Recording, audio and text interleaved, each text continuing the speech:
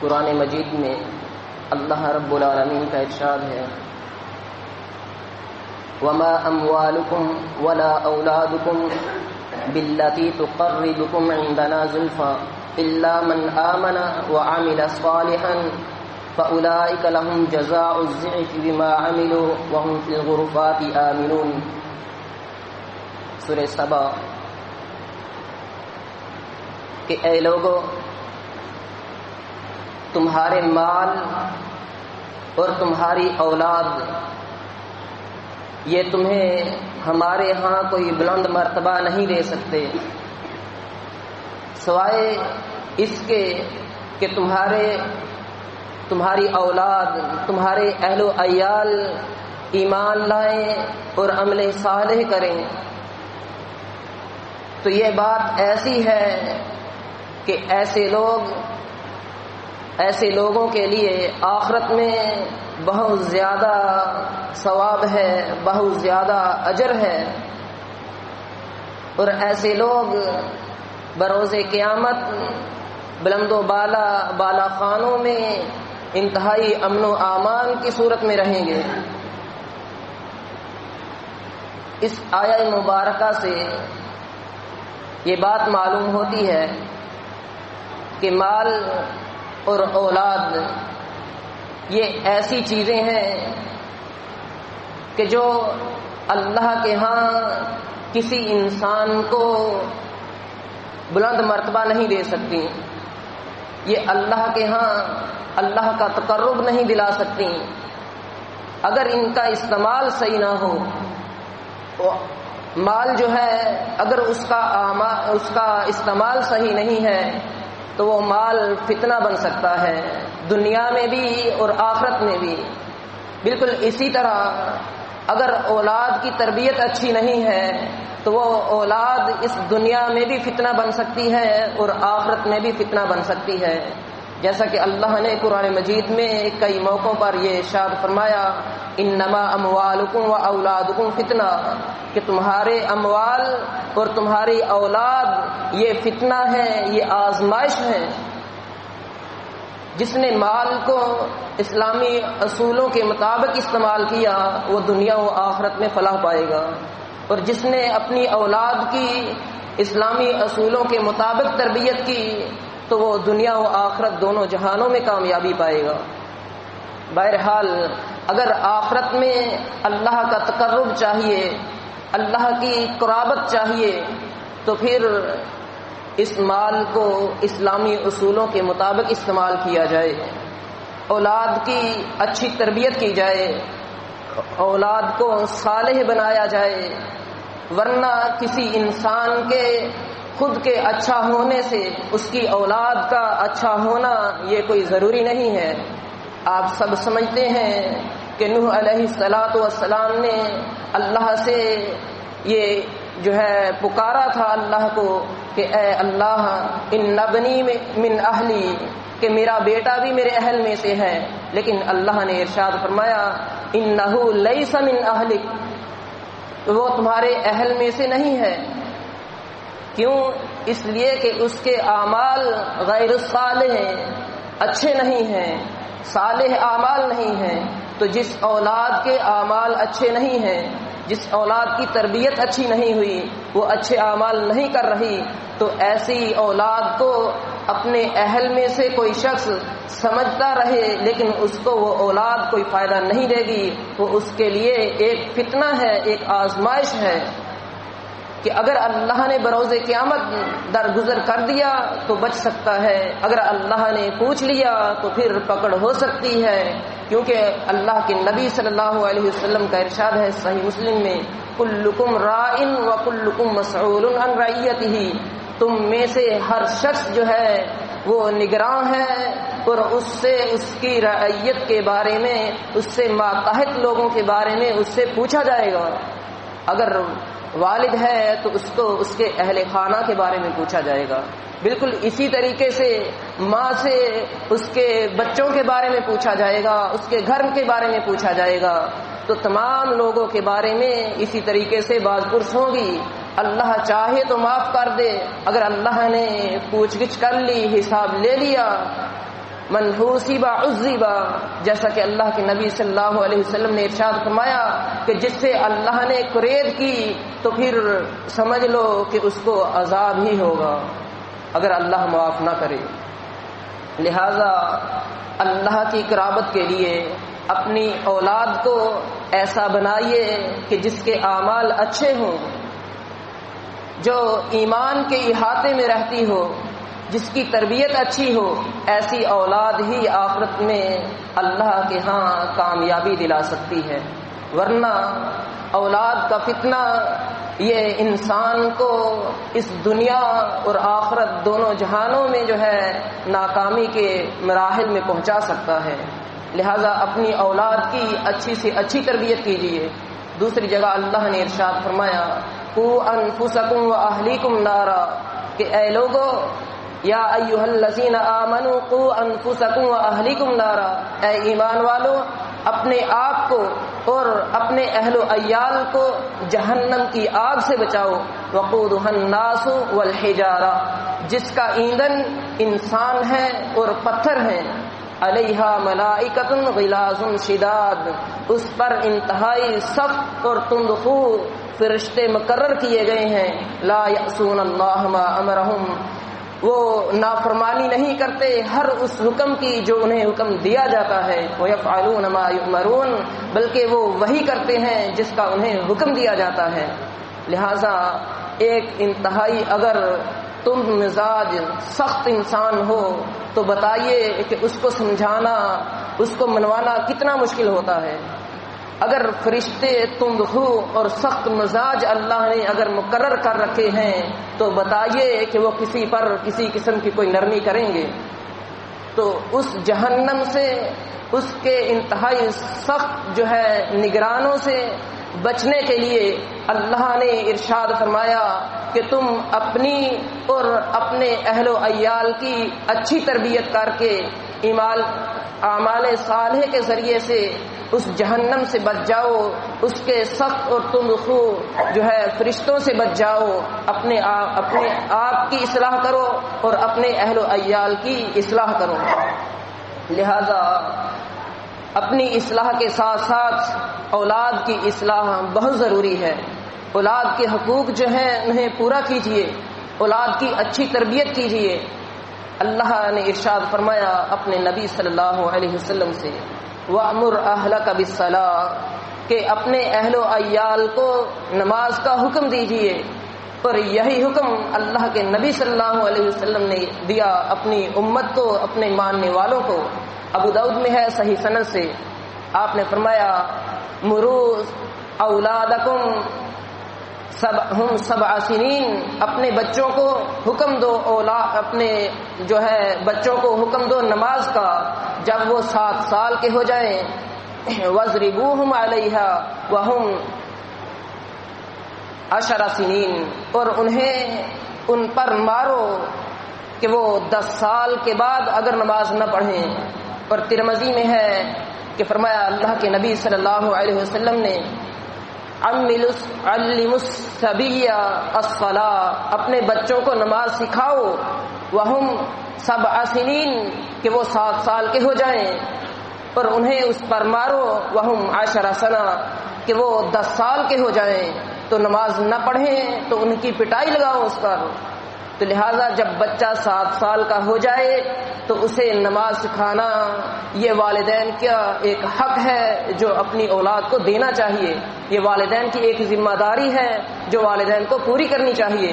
اور اس سے پہلے بھی اولاد کے حقوق ہیں،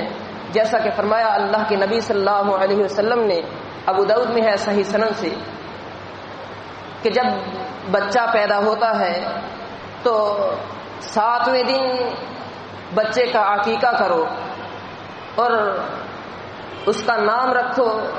اور اس کا سر مڑا دو، اور اس کے جو بال ہیں بالوں کے وزن کے برابر چاندی صدقہ کرو۔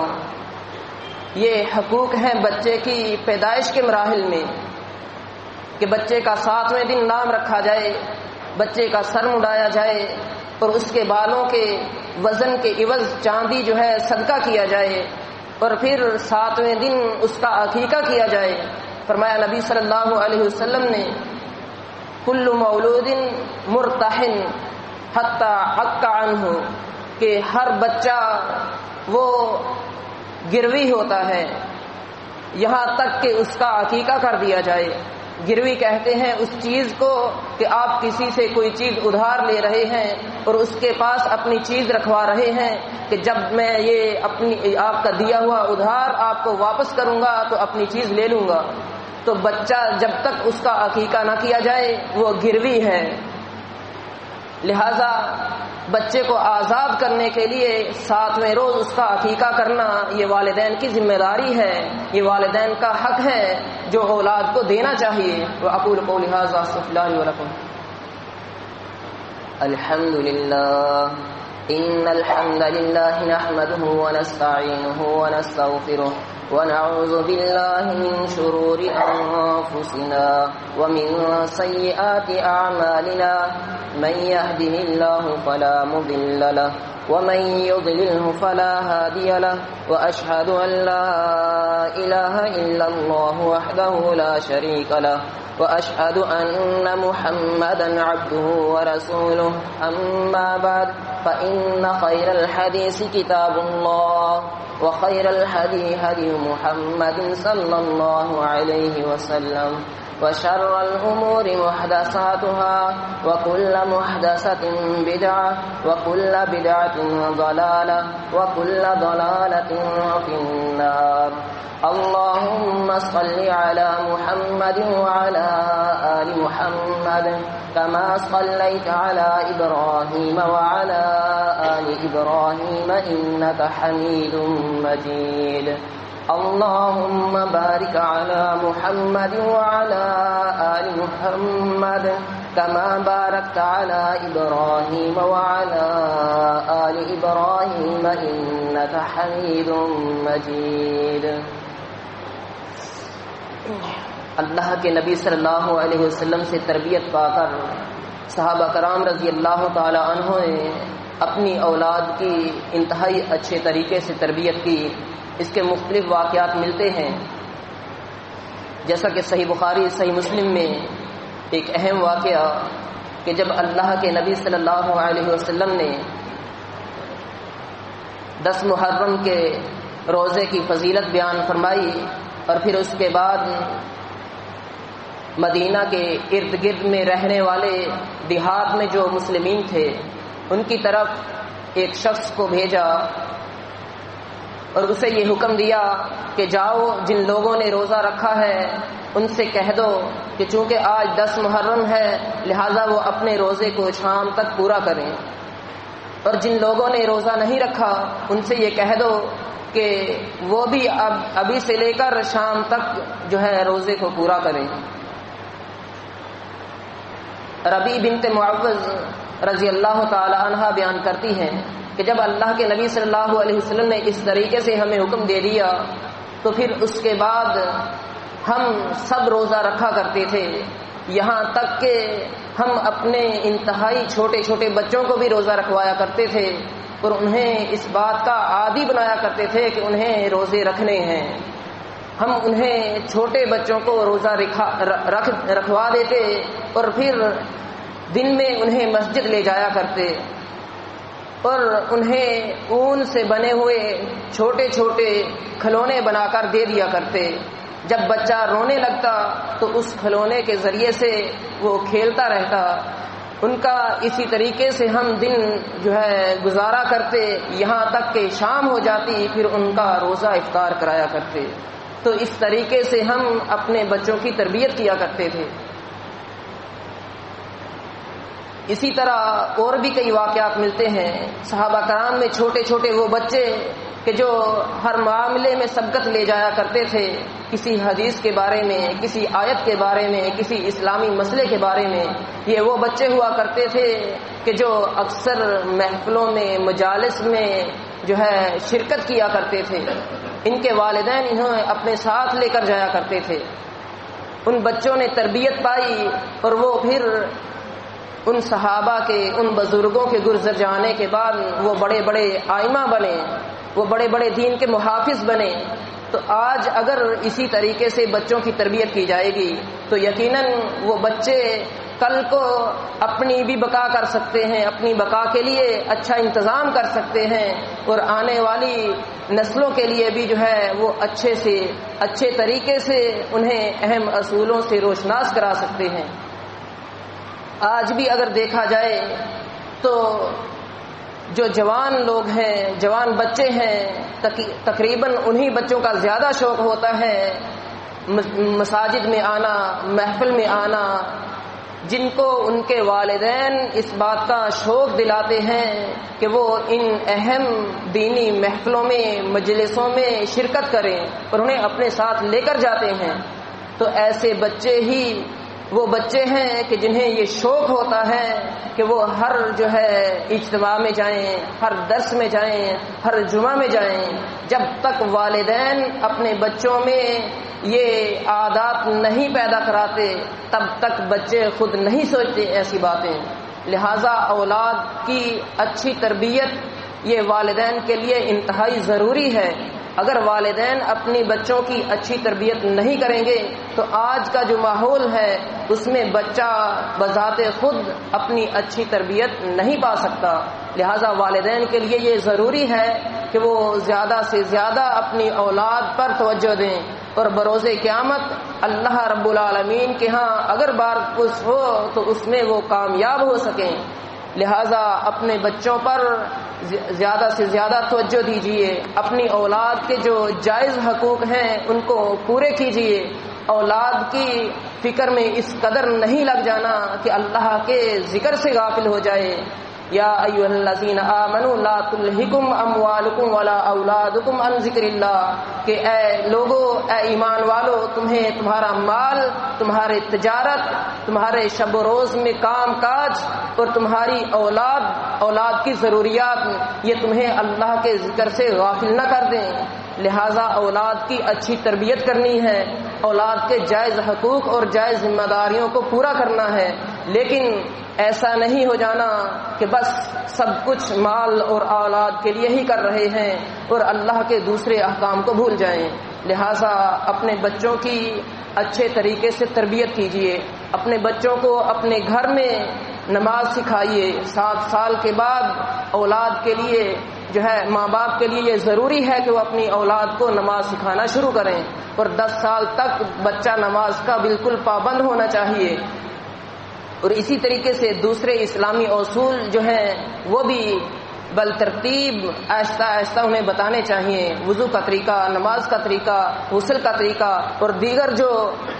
ایسی باتیں ہیں، ایسی سنتیں ہیں ان کو بھی تربیت دینی چاہیے، جیسے صبح شام کی دعائیں ہیں، سونے کی دعائیں ہیں، اٹھنے کی دعائیں ہیں، کھانے پینے کی دعائیں ہیں۔ یہ تمام سنتیں ہیں جو والدین پر ذمہ داری ہے کہ وہ اپنی اولاد کی ان کے ذریعے سے اچھی تربیت کریں۔ اللہ سے دعا ہے کہ وہ ہم سب کو صحیح معنوں میں اللہ اور اس کے رسول صلی اللہ علیہ وسلم کا مطیع و فرمانبردار بنائے۔ آمین۔ واقول قولی ھذا استغفر اللہ لی ولکم۔